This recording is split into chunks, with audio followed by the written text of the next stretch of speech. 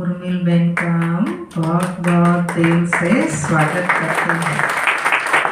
ज्ञान सागर की ऐसी नदी जो ज्ञान अरावली की पहाड़ियों से बहती हुई आती है, तो रास्ते में जितने भी स्थान आते हैं इन सब को ज्ञान रत्नों से भरपूर करती रहती। अभी भी सवेरे सवेरे वो भिवानी से आई, तो वहाँ भी कल से आई हैं, तो वहाँ भी सबको भरपूर किया और अभी हम सबको भी ज्ञान रत्नों से भरपूर करेंगे। तो उनका फिर से बहुत दिल से धन्यवाद, स्वागत है।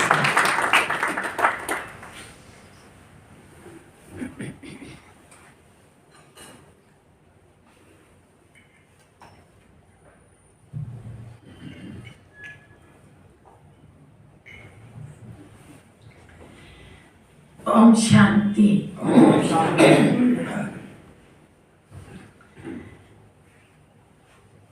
हमारी अति स्नेही रक्षा बहन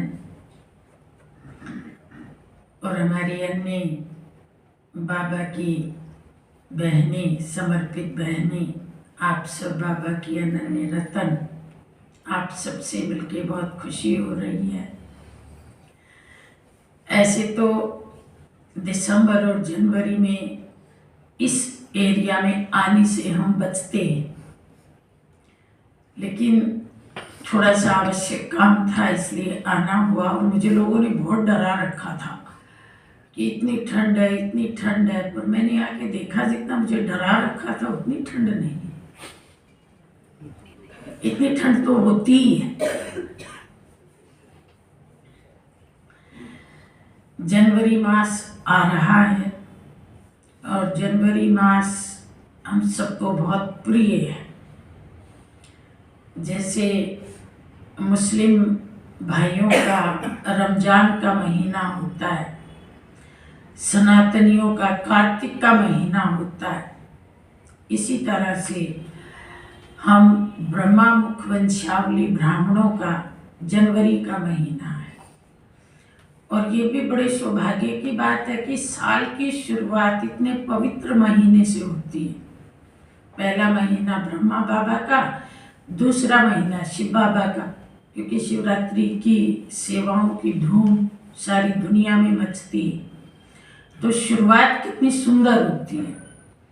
और जनवरी के महीने की तैयारी तो हम दिसंबर में कर लेते हैं, अपनी भूमिका बना लेते हैं, भाई तपस्या करनी है। और ये देखने में आता है कि जनवरी में तो बाबा के बिन मांगे वरदान बरसते हैं, समय पर आँख खुलती है, बिन मेहनत के योग लगता है, बिन मेहनत के ब्रह्मा बाबा के चरित्र आंखों के सामने घूमते हैं।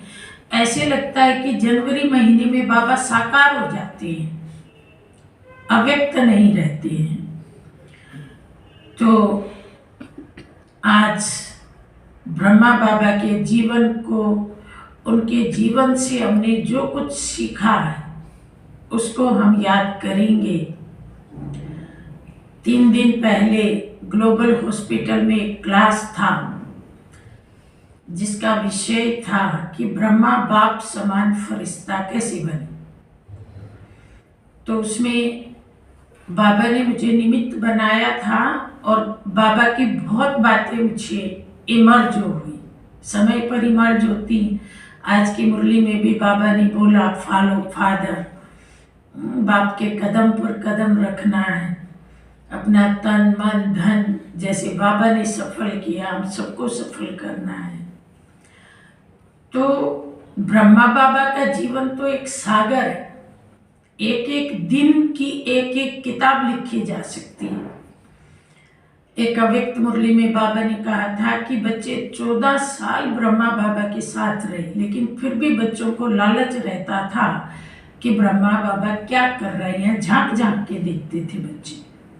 यानी कि बाबा के विषय में जब वो साकार में थे तब भी बच्चों को बहुत आकर्षण था, और हम बच्चे जिन्होंने साकार में नहीं देखा, हम तो तरसते ही रहते हैं कि कोई हमें बाबा की बातें सुना दे, कोई हमें बाबा की बातें सुना दे। तो जब हमने आदि रतन बुक बनाई, 2011 की बात है, तब हमने भारत भर के भाई बहनों को टटोला, किसके पास पुरानी बातें हैं आके हमें बता जाओ, हमें बहुत ज़रूरत है। जनवरी महीने की मैगजीन निकलती है, वो पूरी ब्रह्मा बाबा की निकलती है, तब भी हम बहुत पुराने लोगों को खोजते हैं। लोग चंद्रमा की खोज करते हैं, मंगल ग्रह की खोज करते हैं, हम तो पुराने भाई बहनों की खोज करते हैं, कोई बाबा की बातें सुना दे।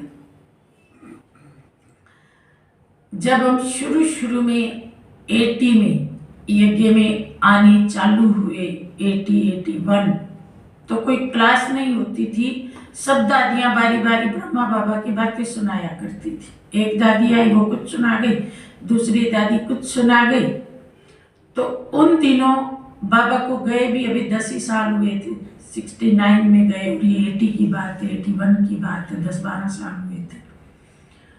तो उस समय हमने बाबा की बहुत बातें सुनी और सुन के समाई और उनको जीवन में उतारा।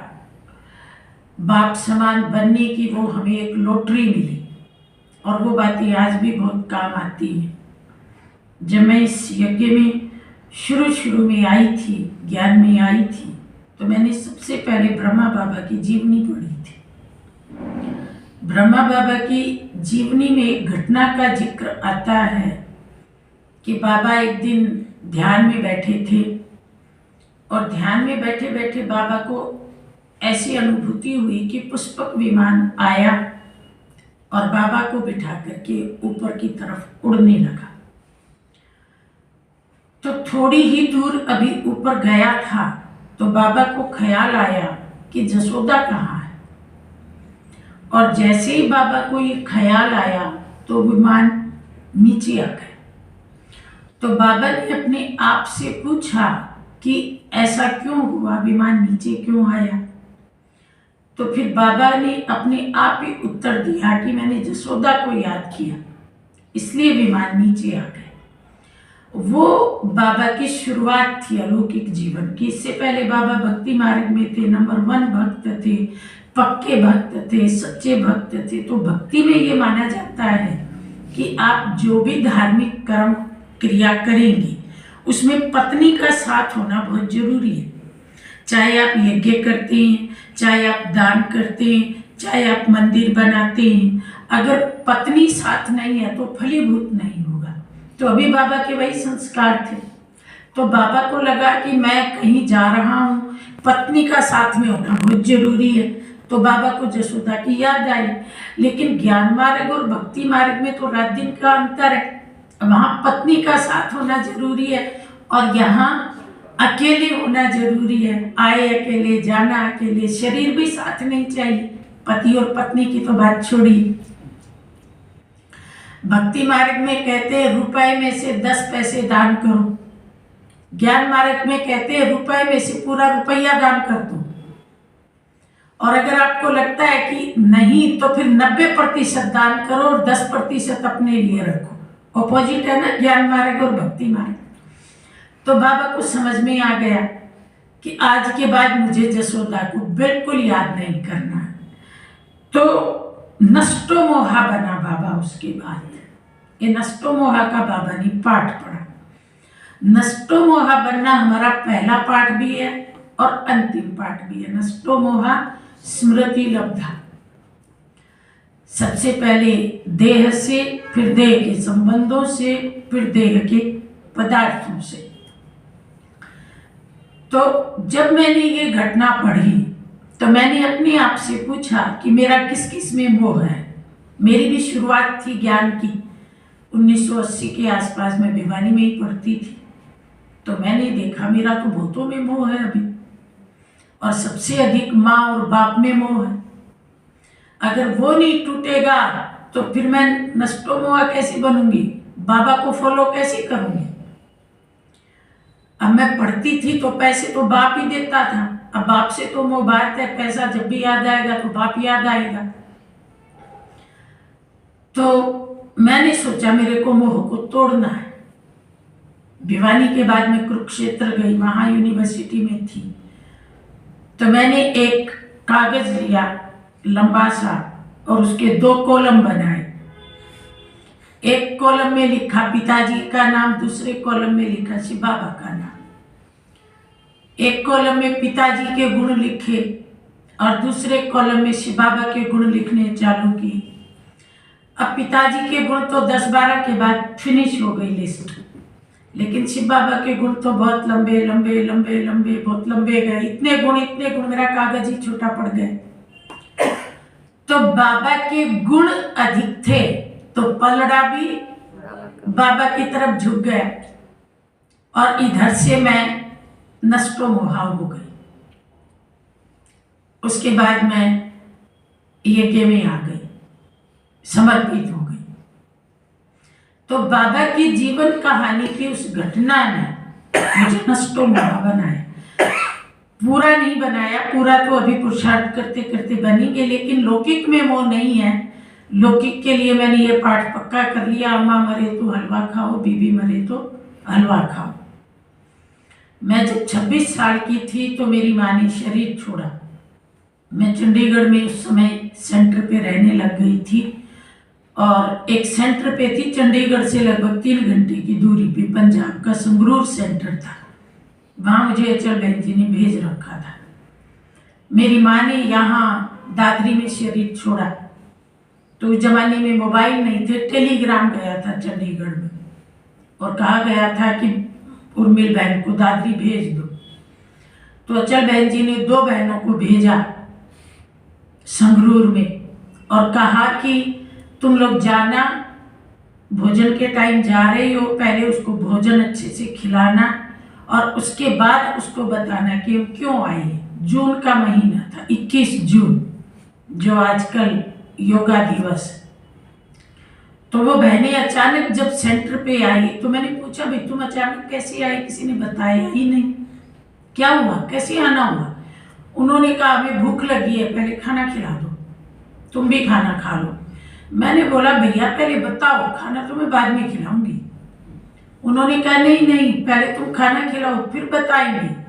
मैंने कहा नहीं, घर मेरा है, सेंटर मेरा है, निमित्त मैं हूँ इस समय, तुमको खाना दूं या ना दूं मेरी मर्जी है, पहले बता दो बात क्या है। बोला हम नहीं बताएंगे। मैंने कहा खाना नहीं मिलेगा, नहीं बताओगे तो बैठे रहो।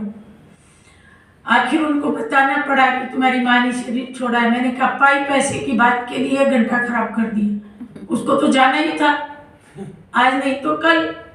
और अच्छा चलती फिरती चली गई, नहीं तो बीमार पड़ती तो मैं सोचती पता नहीं माँ की सेवा हो रही है कि नहीं हो रही है, पता नहीं मुझे जाके सेवा करनी चाहिए।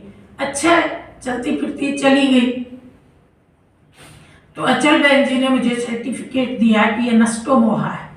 मैं आ गई, दादरी में गई, मैं सबसे छोटी हूँ घर में और माँ की बहुत लाडली थी, उसी ने मुझे समर्पित किया था। तो मेरे बाप और भाई वो तो सब ज्ञान में नहीं थे, पर मेरे बाप ने सोचा था कि माँ चली गई, शायद ये ज्ञान छोड़ देगी अब, क्योंकि माँ ने इसको आश्रम पे भेजा है। भाइयों ने सोचा सबसे छोटी लाडली थी, शायद दहाड़ मार के रोएगी, लेकिन मैं तो मुस्कुराती हुई घर गई। सबने मुझे पूछा तेरे को रोना नहीं आता है? मैंने कहा भैया मेरी तो माँ मरी ही नहीं, तुम्हारी मरी होगी, तुम रो। तो बोला मरी नहीं। मैंने कहा मुझे तो बाबा के पास बैठी दिख रही है वो सुख संवतन में। तो बाबा की जीवन कहानी की उस एक घटना ने मुझे कितना कुछ दिया। बाबा की कहानी में कितनी ताकत है। मैं जो इतनी मोह वाली थी कि अगर मेरी माँ रात को उठती है, माँ के साथ सोई हूं मैं आश्रम पर जाने से पहले तक, और रात को 10 बार माँ को छू छू के देखती थी बाजू में है कि नहीं है, बाजू में है कि नहीं है। अगर वो रात को उठ के जाती थी तो उसके पीछे पीछे जाती थी, कहीं ये बाहर गई और भगवान वहीं से ना उठा ले इसको, तो अगर मैं होंगी तो पकड़ के रखूंगी। और भगवान से प्रेयर करती थी कि मेरी आयु की आयु काट के मेरी माँ को लगा दे, हम जाए तो दोनों इकट्ठे जाए। माँ के बिना मैं नहीं, मेरे बिना मेरी माँ नहीं। इतना मोह। और मैं केवल 26 साल की थी जब मेरी माँ गई और मैंने खुशी मनाई। तो ये किसकी ताकत है? ये बाबा की ताकत। तो ब्रह्मा बाबा के जीवन ने हम सबको कितना कुछ दिया, अनगिनत दिया। आज अगर हम कुछ बनी हैं तो ये बाबा की देन है। कल मैं सोच रही थी, मान लीजिए ब्रह्मा बाबा ना होते, अकेले शिव बाबा होते, तो क्या हमें मजा आता ज्ञान का? नहीं मजा आता। ब्रह्मा बाबा ने जीवन में रौनक लगा दी, क्योंकि वो साकार में कर्म करके दिखाने के निमित्त बने। शिव बाबा को तो हम कह देते, बाबा आप ऊपर बैठे हो, आपको क्या पता माँ से क्या मोह होता है, बाप से क्या प्यार होता है, आपको क्या पता धन से क्या प्यार होता है, आप तो ऊपर बैठे हो।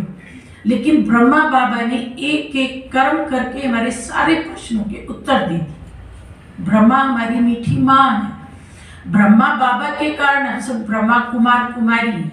ब्रह्मा बाबा के कारण 20 लाख का हमारा परिवार एक है। हमारी एक जैसी यूनिफॉर्म है, एक जैसी मुरली है, एक जैसी वाणी है। कई लोग तो कहते हैं सारी ब्रह्मा कुमारियां ऐसे लगती है एक ही सांचे में से निकली। और मधुबन में तो लोग क्या करते हैं, वो स्टूडेंट तो नए नए स्टूडेंट जाते हैं ना, वो स्टूडेंट तो रक्षा बहन के, लेकिन वो सुमित्रा बहन के पीछे लग जाते हैं। वो कहते हैं हमको तो पीछे से ऐसे ही लगी, हमारी बहन जी है। फिर मुंह देखते हैं तो कहते हैं अरे हम तो दूसरी जगह आ गए। तो बाबा ने हम सबको एक बना दिया। बन बन के काठी को चंदन की लकड़ी बना दिया। बाबा ने शुरू में जब कराची में 400 भाई बहनों को रखा था, बाबा ने यही कहा था कि मैं इन सबको चंदन की लकड़ी बनाऊंगा। हम सब अलग अलग संस्कारों की थे। कोई का मूड ऑफ का संस्कार था, कोई रूठने वाला था, कोई आलसी था, कोई झूठ बहुत बोलता था, किसी में अभिमान बहुत था, कोई फैशनेबल था। लेकिन बाबा ने किक्कर की लकड़ी, पीपल की लकड़ी, सबको चंदन की लकड़ी बना दिया, सबको खुशबूदार बना दिया। तो जब जनवरी महीना आता है तो हमको ऐसे लगता है कि हमारी माँ ऊपर से उतर के और हमारे संग संग चल रही है, हमारी उंगली पकड़ के चल रही है। हमारी मीठी माँ है, बड़ी माँ है। ब्रह्मा बाबा पुरुष होते हुए भी एक माँ का रोल प्ले किया, बहुत बड़ी बात। इतने दयालु, इतने रहमदिल, इतने करुणाशील, इतने ममतामय, इतने वात्सल्यमय, इतना परिवर्तन बाबा ने किया अपने आप का। जब शुरू शुरू में ये 400 भाई बहन कराची में रहने लग गए तो ये सारे बच्चे बड़े बड़े घरों के थे। इनके तो सबके घरों में नौकर थे। चंद्रमणि दादी का बाप जवाहरी, जानकी दादी का बाप जवाहरी, शांतामणि दादी का जो बाप था उसका लंका में था व्यापार, और मम्मा का बाप जवाहरी। मतलब हीरे जवाहरातों के परिवारों की ये सब दादियां थी, अमीर परिवारों की। तो तू रानी मैं रानी कौन भरे पानी, शुरू में तो यही वाली बात थी, क्योंकि सेवा करने का संस्कार नहीं था। बाबा की बेटी निर्मल शांता, कोई काम करने का संस्कार नहीं था। तो कोई बच्चा बीमार हो जाता था तो बाबा अपने हाथों से बाल्टी में मिट्टी डालता था और उस बच्चे की सिरहानी रखता था। अगर बच्चे को कुछ बलगम है या बच्चे को उल्टी है तो वो बाल्टी में डाले, क्योंकि आज की तरह वॉश बेसिन वगैरह की सुविधाएं नहीं होती थी। और फिर बाबा अपने हाथों से बाल्टी को उठा करके और बाहर फेंकता था। जो खिदरपुर का बादशाह था, जिसके पास घर में 4 नौकर, दुकान में 4 नौकर, उस बाबा ने बच्चों की इतनी सेवा की। इसलिए मुरली में आता है बाप और दादा दोनों निरहंकारी, बच्चों को भी निरहंकारी बनना है। जो निरहंकारी बनेगा वही सेवा कर पाएगा। थोड़ा भी ईगो है तो वो सेवा नहीं कर पाता, झुक नहीं पाता, उसको ईगो आता है, मैं क्यों करूं, मैं कैसे करूं। लेकिन बाबा ने शुरू में बच्चों की सेवा की, बाद में तो बच्चे सीख गए, पर शुरुआत में बाबा को करनी पड़ी। एक बार बाबा दिल्ली में आए तो हमारी एक प्रकाश बहन थी जिसने कुछ दिन चंडीगढ़ में भी सेवा की, और उसका युगल था वकील भाई, जो यज्ञ का पहला वकील था, उसका मुझे नाम भूल गया। बाबा मम्मा दोनों की पालना ली थी उस युगल ने। मैं भी जब मधुबन गई तो मुझसे मिलने आता था, बहुत स्नेही था। तो प्रकाश बहन जब बीमार हो गई तो वापस दिल्ली अपने घर चली गई। बाबा ने भेजा, बहुत बीमार हो गई। चंडीगढ़ में फिर अचल बहन जी आ गई। तो बाबा जब दिल्ली में गए तो बाबा ने कहा मुझे प्रकाश बच्ची से मिलने जाना है। तो दीदी और कुछ 2-4 और पुराने भाई बहन थे, बाबा के साथ गए। बाबा उसके घर में गए, वो खटिया पे लेटी हुई थी और बाबा मधुबन के अंगूर लेके गए थे।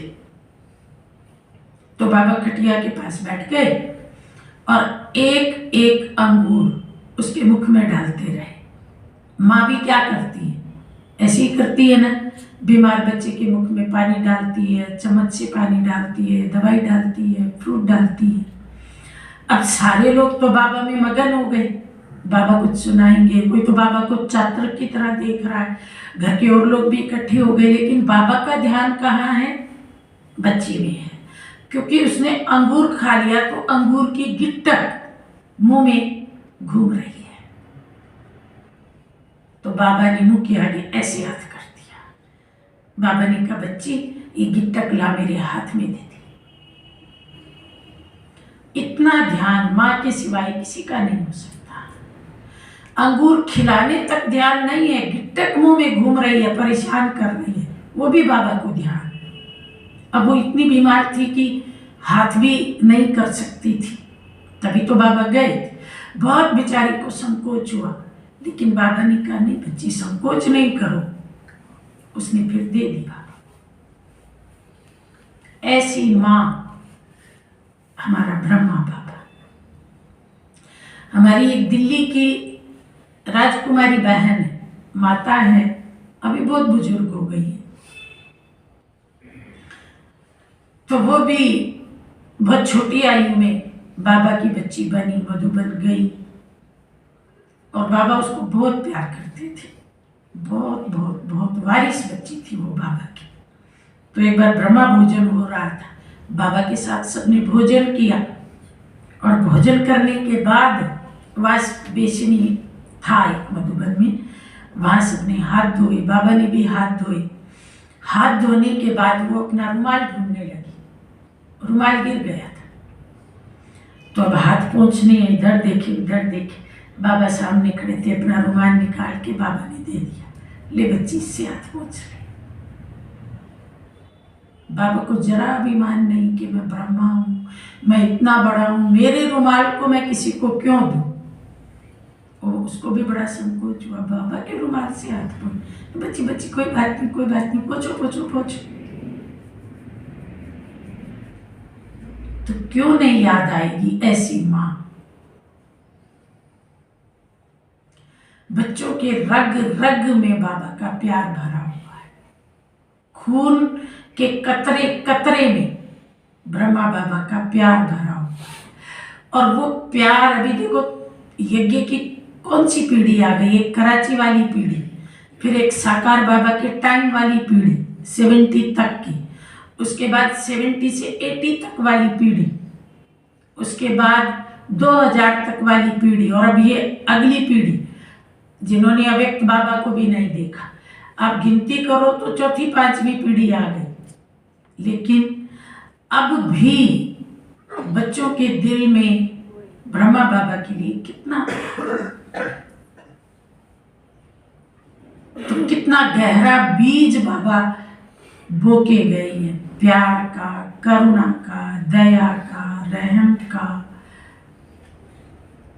अभी हमारी विद्या बहन आई हुई थी मधुबन में, वो बाबा के साथ काफ़ी समय रही, तो कई बातें सुना रही थी कि एक बात तो सुनाई कि मैं बीमार हो गई थी, मुझे चेचक निकल आई थी। तो बाबा ने गाय का दूध मंगवाया और उसमें शायद केसर घोली और मेरे ऊपर डाल दिया वो लोटा भर के, पूरा का पूरा दूध। बोला, बच्ची, भक्ति मार्ग में तुमने जो शिव को दूध चढ़ाया वो तो पानी वाला दूध था, लेकिन अब शिव बाबा बाप दादा बिना पानी वाला निखालस दूध आप पर चढ़ा रहे हैं और ये दूध आपको ठीक कर देगा। शायद शीतलता चाहिए होती होगी उस चेचक में। और 3 दिन बाबा ऐसे लोटा भर भर के डालते रहे और चेचक चली गई। तो बाबा माँ भी था और बाबा डॉक्टर भी बहुत जबरदस्त था। बाबा की दवाइयाँ भी दुनिया से अलग थी। हमारी एक सीतू दादी थी हापुड़ में, वो बहुत बीमार हो गई थी। तो पहले तो उसने बोला मुझे डॉक्टरों को नहीं दिखाना, फिर जब बहुत बीमार हो गई, सूख के ऐसी हो गई, तो डॉक्टर को बुलाना पड़ा। डॉक्टर ने बोला बम्बई में जाओ, वहाँ तुम्हारा इलाज होगा। और डॉक्टर ने ये भी कह दिया कि तुम शादी कर लो तो तुम ठीक हो जाओगी। तो वो बोलने में बहुत तेज थी। उसने बोला, डॉक्टर शादी तो तुम कर लो, मैं तो ऐसे ही ठीक हो जाऊंगी। आपको पता है ना, दुनिया वाले डॉक्टर कई बातें सोचते हैं, इसका मन फिर गया, शादी करेगी तो मन बहल जाएगा, ऐसी बातें भी बोल देती। वो हमारे गहरे ज्ञान को थोड़े समझती। तो बाबा भी परीक्षा लेता था कि बच्ची बम्बई जाना है तो चली जाओ। उसने कहा नहीं, मुझे कहीं नहीं जाना, ठीक होंगी तो बाबा से, नहीं ठीक होंगी तो मुझे कोई चिंता नहीं। तो जब बाबा ने देखा बच्ची पक्की है, तो पांडव भवन के बाजू में एक सरदार जी रहते थे और सरदार जी के पास गाय थी। तो बाबा ने विश्व रतन दादा को कहा, विश्व रतन दादा डिस्पेंसरी संभालते थे, इंजेक्शन लगाते थे, कि बच्चे तुम निकड़ू दूध, मतलब कच्चा दूध गाय का ले आओ सरदार जी से। ले आया और बाबा ने कहा दूध में इंजेक्शन भरो। दूध में इंजेक्शन भरा और सीतू दादी को दूध का इंजेक्शन लगा दिया और सीतू दादी ठीक हो गई। अब कोई ये सोचे कि हम भी दूध का इंजेक्शन लगा लें और ठीक हो जाए, ऐसा नहीं है। तो दूध तो बहाना था, लेकिन ठीक तो सुप्रीम सर्जन ने किया ना। क्या पावर थी। बाबा दृष्टि डालता था और 104 डिग्री बुखार उतर जाता था। कोई बच्चा बीमार हो जाता था ना, बाबा को बताया जाता था, बाबा अमुक बच्चा बीमार है। बाबा कमरे में जाते थे, दृष्टि डालते थे और बुखार उतर जाता था। बाबा की बहू थी संतरी दादी, भाऊ की बहू थी, यानी कि विश्व किशोर दादा की युगल थी। बाबा का भतीजा था विश्व किशोर दादा। उसको पेट की तकलीफ थी, पेट में बहुत दर्द होता था। बाबा के कमरे में गद्दी पर सोया करती थी। बाबा की ब्राह्मणी भी थी, संदेशी भी थी, बाबा की बेटी भी थी, बहू भी थी। संतरी दादी बहुत सिंपल थी, बहुत कम बोलती थी और बाबा की इतनी वफादार थी। शादी होके आई थी 14 साल की, तो आते ही बाबा का चित्र अपने कमरे में लगाया था। उसको आते ही भासना आ गई थी, ये आदमी नहीं है, ये तो कोई भगवान का दूत है। आते ही उसको महसूसता आ गई थी। तो अभी मैं आपको ये घटना माउंट आबू की सुना रही हूँ। उसके पेट में बहुत तकलीफ होती थी और मतलब ऐसी तकलीफ थी कि वो चल भी नहीं पाती थी, नींद भी नहीं आती थी। तो बाबा 2 बजे उठ के कभी खटिया पे बैठ जाते थे और कभी कमरे से, बाबा का कमरा है उससे बाहर निकल करके, और वहाँ भी एक चारपाई पड़ी रहती थी, वहाँ भी बैठ जाते थे। तो उस दिन बाबा 2 बजे उठे और ये बच्ची दर्द के मारे परेशान थी, इसको नींद नहीं आ रही थी, कभी यूँ करवट बदले, कभी यूँ करवट बदले। इसको भी कईयों ने कहा था तुम मुंबई चली जाओ। इसने कहा था सुप्रीम सर्जन के मैं 24 घंटे साथ रहती हूँ, मैं मुंबई किस लिए चली जाऊँ, ठीक करना होगा तो मुझे सुप्रीम सर्जन ही ठीक करेगा, मुझे कहीं नहीं जाना। तो बाबा ने पूछा, बच्ची नींद नहीं आ रही है? उसने कहा, नहीं बाबा, थोड़ी तकलीफ है। बाबा ने बस इतनी बात की। फिर बाबा ध्यान में बैठ गए, योग में बैठ गए।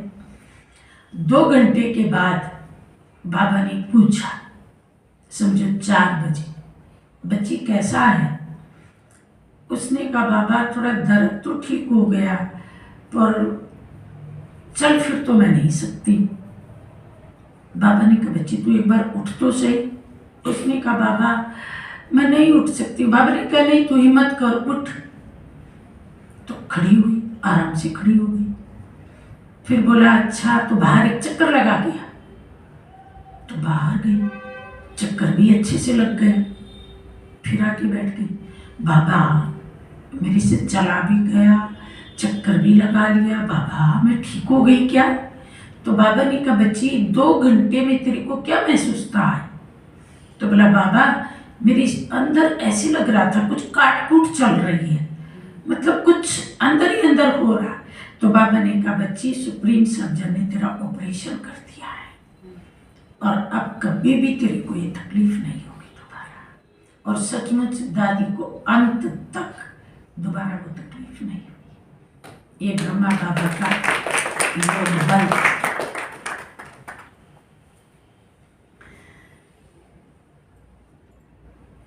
कम साधनों में, सीमित साधनों में, न पैसा है न दवा है, लेकिन बच्चों को योग बल से बाबा ने ठीक भी किया, बाबा ने पालना भी की। योग बल से बाबा ने सारे काम किए। इसलिए कोई भी बात होती थी तो ब्रह्मा बाबा को सबसे पहले योग बल याद आता था। योग करो सब ठीक हो जाएगा, योग करो सब ठीक हो जाएगा। हम बच्चों को भी सबसे पहले क्या याद आना चाहिए? योग बल।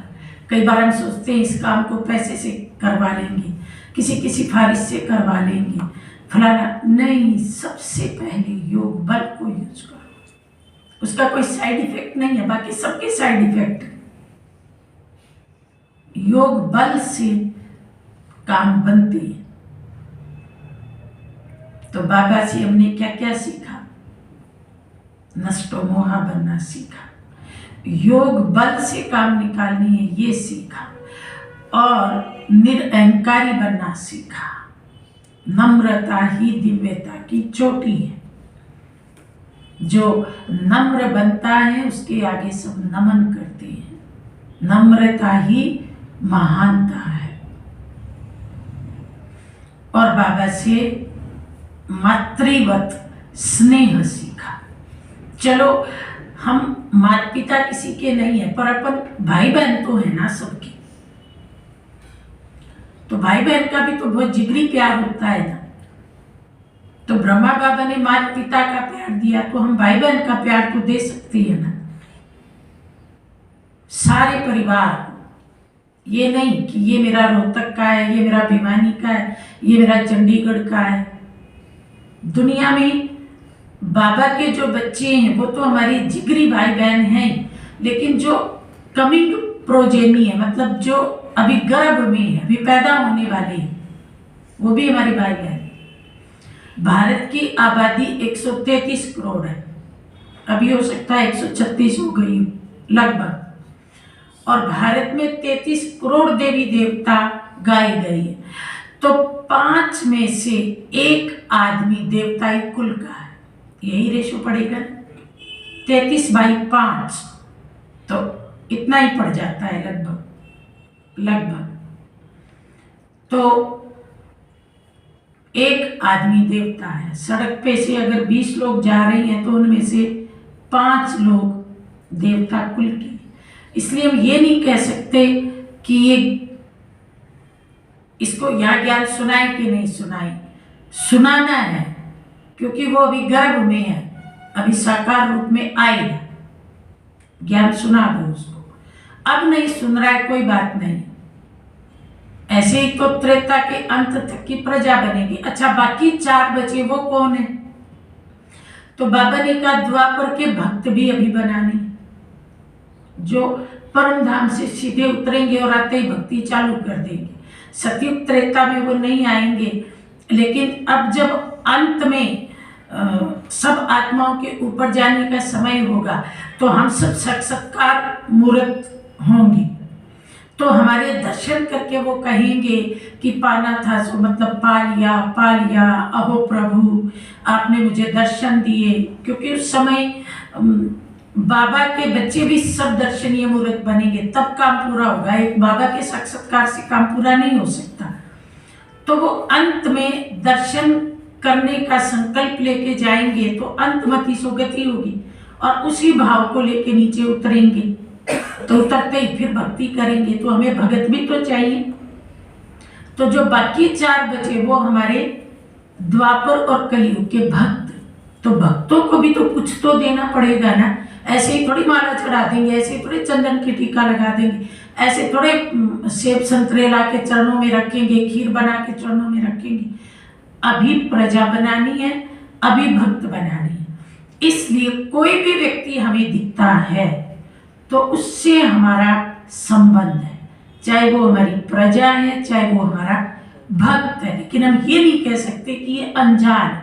फिर बाबा कहते हैं तुम पूर्वज हो, कल्प वृक्ष की जड़ में बैठे हो, तो मैं पूर्वज हूं, तो ये धरती, इन सबको धरती पर लाने के निमित्त भी तो हम ही बने हैं ना। हम ना आते तो ये कहाँ से आते? सृष्टि की शुरुआत तो हमने की है, तो ये हमारी अगली प्रोजेनी है, अगली पीढ़ी है। तो जैसे ब्रह्मा बाबा को हर एक बच्चे से प्रेम था, मैं प्रजापिता ब्रह्मा, दादी जानकी को नशा था, वो ग्रेट ग्रेट ग्रैंड फादर है, मैं ग्रेट ग्रेट ग्रैंड मदर। तो हम ये तो नशा रख सकते हैं, हम ग्रेट ग्रेट ग्रैंड ब्रदर है, ये तो नशा रख सकते हैं।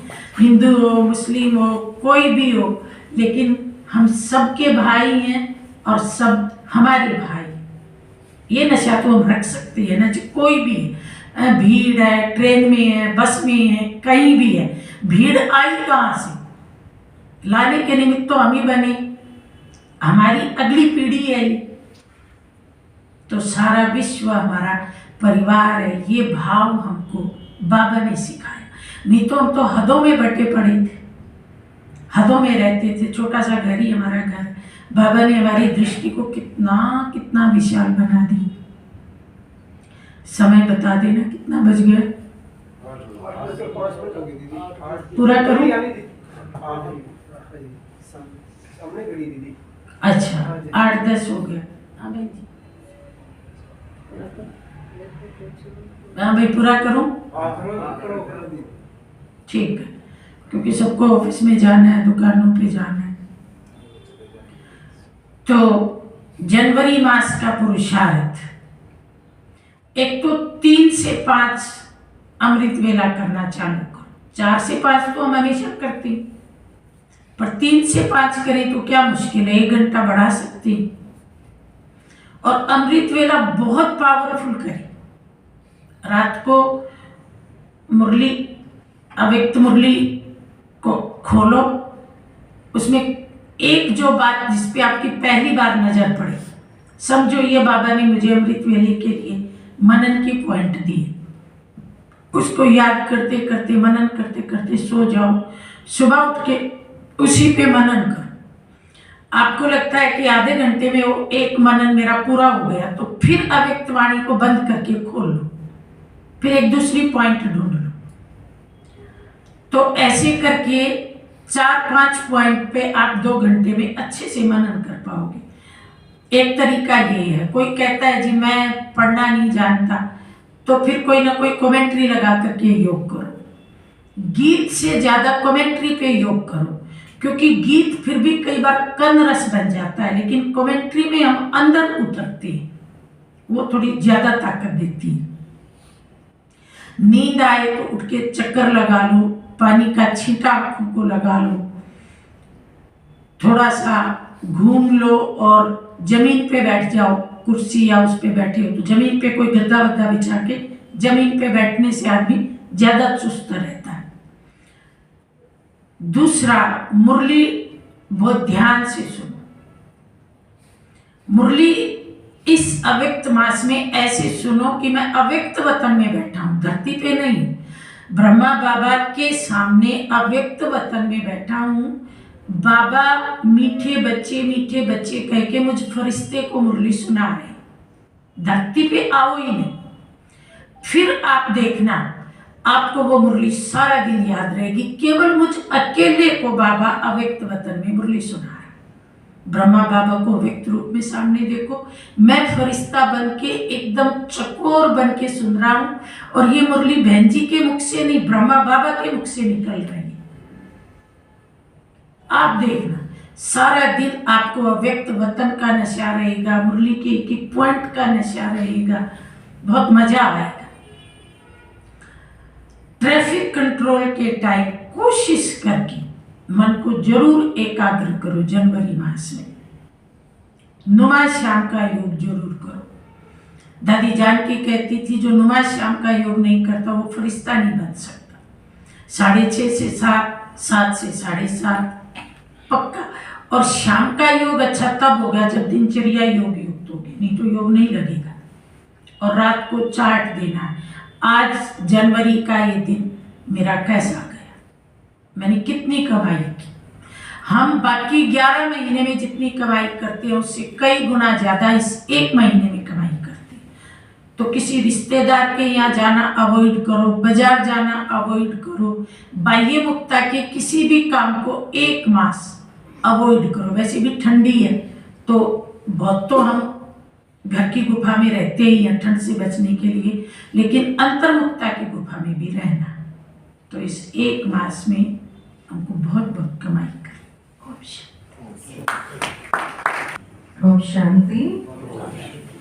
पुरुषार्थ कुछ बातें हमें बाबा के जीवन चरित्र से सुनने को मिली, सुना भी और साथ में समाना भी, क्योंकि प्रैक्टिकल करने का एक मास है। तो बाबा ने पहले ही दीदी को भेज दिया कि कैसे हमने जनवरी मास में अपनी पुरुषार्थ की तैयारी करनी है।